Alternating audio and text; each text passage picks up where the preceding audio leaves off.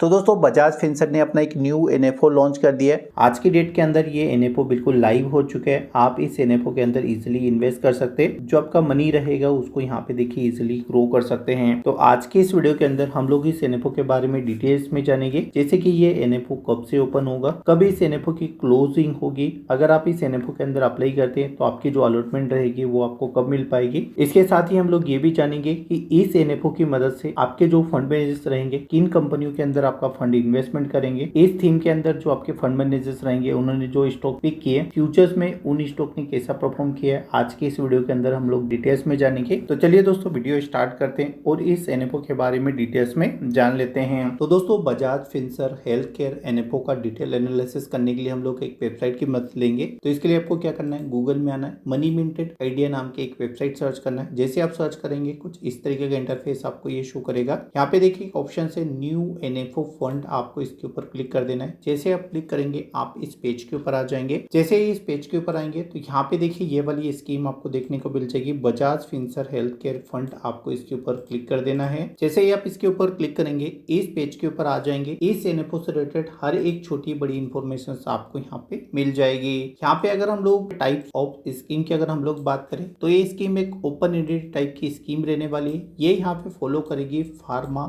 Health care and health से related जो भी थीम रहेगी उसको ये फॉलो करेगी। अगर हम लोग इस स्कीम के बेंचमार्क की बात करें तो BSE health care total return index TRE इसका बेंचमार्क रहेगा। तो जो भी स्टॉक रहेंगे, जो भी रिटर्न्स रहेगा, जिस भी रेशो में यहाँ पे चीजें की जाएगी इसी बेंचमार्क के हिसाब से की जाएगी और इसी के हिसाब से सेक्टर और कंपनियों को जो है यहाँ पे चूज किया जाएगा। जब हम यहाँ पे थोड़ा सा नीचे स्क्रॉल करते हैं तो यहाँ पे इस इंडेक्स से रिलेटेड कुछ कंपनियां दी गई है, जैसे Sun Pharmaceutical Industries, Cipla limited, Divi's laboratories limited और डॉक्टर रेड्डी लिमिटेड। तो यहाँ पे ये टॉप 4 कंपनीज है। अगर आप इन सभी कंपनियों के बारे में डिटेल्स में जानना चाहते हैं तो आप मनी मिंट आइडिया के ऊपर विजिट कर लीजिएगा, आपको यहाँ पे डिटेल इन्फॉर्मेशन मिल जाएगी। यहाँ पे अगर हम लोग थोड़ा नीचे आते हैं तो यहाँ पे हमें इस एनएफओ की सभी इंपोर्टेंट डेट्स के बारे में बताया जाता है। तो अभी का जो टाइम है जहाँ पे ये ऑफर हो रहा है एनएफओ के जरिए, तो 10 रुपए पर यूनिट के हिसाब से आपको अलॉटमेंट मिल जाएगी। स्कीम के टाइप की बात करें तो ये स्कीम एक ओपन एंडेड टाइप की स्कीम रहने वाली है। इस एनएफओ की ओपनिंग डेट की बात करें तो 6 दिसंबर याद रख लीजिएगा, जब से एनएफओ ओपन हो चुका है। 20 दिसंबर